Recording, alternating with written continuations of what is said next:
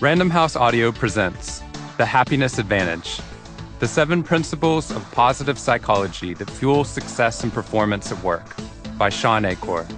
This is Shawn Achor.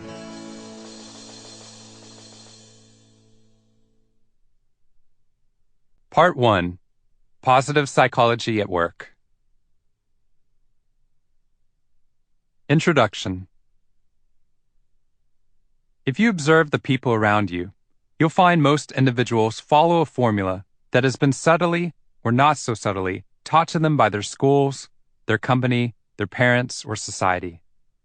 That is, if you work hard, you will become successful. And once you become successful, then you'll be happy. This pattern of belief explains what most often motivates us in life. We think, if I can just get that raise, or hit that next sales target, I'll be happy. If I can just get that next good grade, I'll be happy. If I lose that 5 pounds, I'll be happy, and so on. Success first, happiness second. The only problem is that this formula is broken. If success causes happiness, then every employee who gets a promotion, every student who receives an acceptance letter, everyone who has ever accomplished a goal of any kind should be happy. But with each victory, our goalposts of success keep getting pushed further and further out, so that happiness gets pushed over the horizon. Even more important, the formula is broken because it is backward.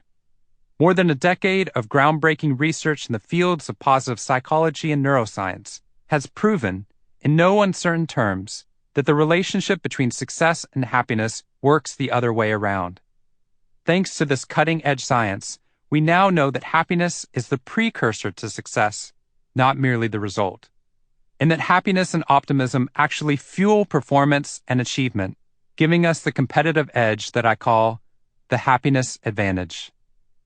Waiting to be happy limits our brain's potential for success, whereas cultivating positive brains makes us more motivated, efficient, resilient, creative, and productive, which drives performance upward. This discovery has been confirmed by thousands of scientific studies and in my own work and research on 1,600 Harvard students and dozens of Fortune 500 companies worldwide. In this audio program, you will learn not only why the happiness advantage is so powerful, but how you can use it on a daily basis to increase your success at work. But I'm getting excited and jumping ahead of myself. I begin this program where I began my research, at Harvard, where the happiness advantage was born. Discovering the happiness advantage.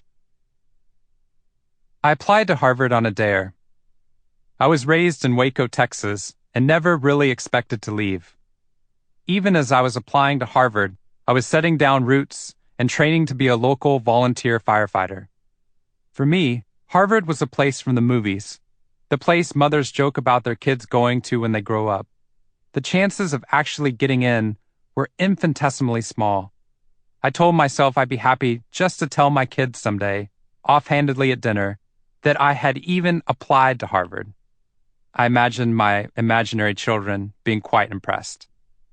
When I unexpectedly got accepted, I felt thrilled and humbled by the privilege. I wanted to do the opportunity justice. So I went to Harvard, and I stayed for the next 12 years. When I left Waco, I had been out of Texas 4 times, and never out of the country, though Texans consider anything out of Texas foreign travel. But as soon as I stepped out of the T in Cambridge and into Harvard Yard, I fell in love. So after getting my BA, I found a way to stay. I went to grad school, taught sections in 16 different courses, and then began delivering lectures.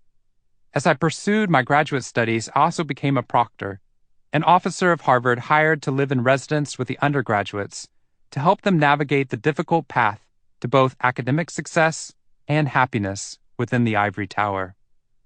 This effectively meant that I lived in a college dorm for a total of 12 years of my life, not a fact I brought up on first dates.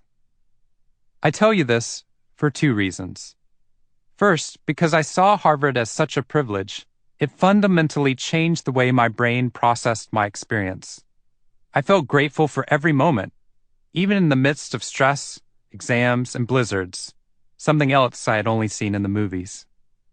Second, my 12 years teaching in the classrooms and living in the dorms afforded me a comprehensive view of how thousands of other Harvard students advanced through the stresses and challenges of their college years. That's when I began noticing the patterns. Paradise Lost and Found. Around the time that Harvard was founded, John Milton wrote in Paradise Lost, "The mind is its own place, and in itself can make a heaven of hell, a hell of heaven." 300 years later, I observed this principle come to life. Many of my students saw Harvard as a privilege, but others quickly lost sight of that reality and focused only on the workload, the competition, the stress. They fretted incessantly about their future, despite the fact that they were earning a degree that would open so many doors. They felt overwhelmed by every small setback instead of energized by the possibilities in front of them. And after watching enough of those students struggle to make their way through, something dawned on me. Not only were these students the ones who seemed most susceptible to stress and depression, they were the ones whose grades and academic performance were suffering the most. Years later, in the fall of 2009, I was invited to go on a month-long speaking tour throughout Africa. During the trip, a CEO from South Africa named Salim took me to Soweto, a township just outside of Johannesburg that many inspiring people, including Nelson Mandela and Archbishop Desmond Tutu, have called their home. We visited a school next to a shanty town where there was no electricity and scarce running water. Only when I was in front of the children did it dawn on me that none of the stories I normally told in my talks would work. Sharing the research and experiences of privileged American college students and wealthy, powerful business leaders seemed inappropriate. So I tried to open a dialogue. Struggling for points of common experience, I asked in a very clearly tongue-in-cheek tone, "Who here likes to do schoolwork?" I thought the seemingly universal distaste for schoolwork would bond us together. But to my shock, 95% of the children raised their hands and started smiling genuinely and enthusiastically. Afterward, I jokingly asked Salim why the children of Soweto were so weird. "They see their schoolwork as a privilege," he replied, "one that many of their parents did not have." When I returned to Harvard 2 weeks later, I saw students complaining about the very thing the Soweto students saw as a privilege. I started to realize just how much our interpretation of reality changes our experience of that reality. The students who were so focused on stress and the pressure, the ones who saw learning as a chore, were missing out on all of the opportunities right in front of them. But those who saw attending Harvard as a privilege seemed to shine even brighter. Almost unconsciously at first, and then with ever-increasing interest, I became fascinated with what caused those high-potential individuals to develop a positive mindset to excel, especially in such a competitive environment. And likewise, what caused those who succumbed to the pressure to fail or stay stuck in a negative or neutral position. Researching happiness at Hogwarts. For me, Harvard remains a magical place, even after 12 years. When I invite friends from Texas to visit, they claim that eating in the freshman dining hall is like being at Hogwarts, Harry Potter's fantastical school of magic.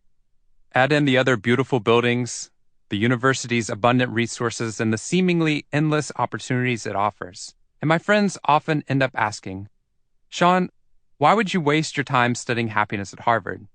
Seriously, what does a Harvard student possibly have to be unhappy about?" In Milton's time, Harvard had a motto that reflected the school's religious roots: Veritas, Christo, et Ecclesia. Truth for Christ and the Church. For many years now, that motto has been truncated to a single word, Veritas, or just truth.